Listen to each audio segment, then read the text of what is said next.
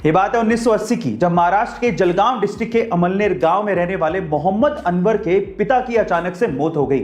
उनकी मौत के बाद पीछे जायदाद में एक खेत था जिसे मोहम्मद अनवर के अलावा 3 भाइयों में बराबर से बांट दिया गया, लेकिन मोहम्मद अनवर ने उस जमीन के टुकड़े को 80,000 रुपए में बेच दिया और एक ब्रोकर सतीश शाह के कहने पर 10,000 रुपए विप्रो कंपनी में इन्वेस्ट कर दिए और 100 शेयर्स विप्रो कंपनी के खरीद लिए।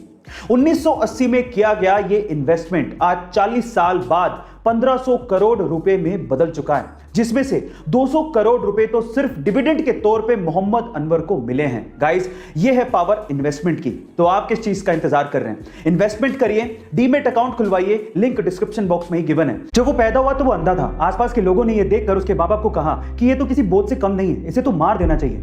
अंधा होने की वजह से बमुश्किल उसे किसी स्कूल में एडमिशन मिला, लेकिन वो पढ़ने में बहुत होशियार था। 10th में 90% मार्क्स बनाने के बाद वो 11th में साइंस लेना चाहता था, लेकिन आंध्रा का कोई भी स्कूल उसे एडमिशन देने को तैयार ही नहीं था। कोर्ट में लड़ाई लड़ने के बाद उसे साइंस में पढ़ने को मिला।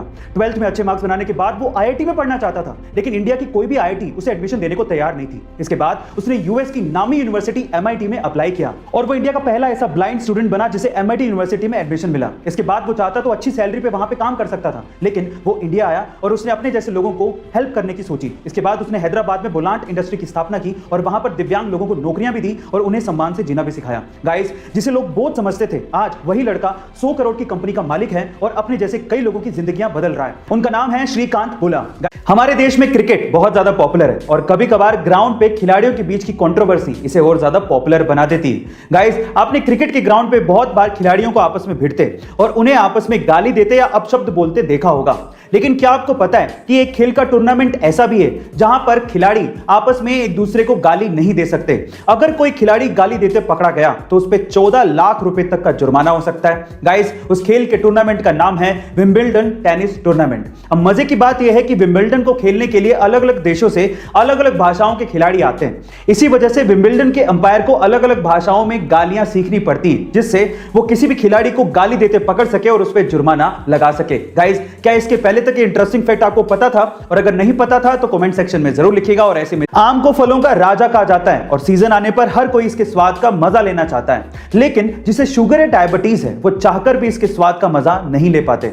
उन्हें अपना मन मारना पड़ता है क्योंकि उन्हें अपनी बॉडी का शुगर लेवल मेंटेन करना पड़ता है। लेकिन शायद अब शुगर के मरीजों को इस बात की चिंता ना करनी पड़े, क्योंकि हमारे पड़ोसी देश पाकिस्तान के कुछ एक्सपर्ट्स ने scientifically modified sugar free mango बना लिए। जी हां गाइस, आप ठीक सुन रहे हैं, शुगर फ्री मैंगो अब मार्केट में आने वाले हैं, जो कि सोनारो, ग्लेन और कैट के नाम से मिलेंगे, जिसमें 4 से 6% ही शुगर का कंटेंट होगा।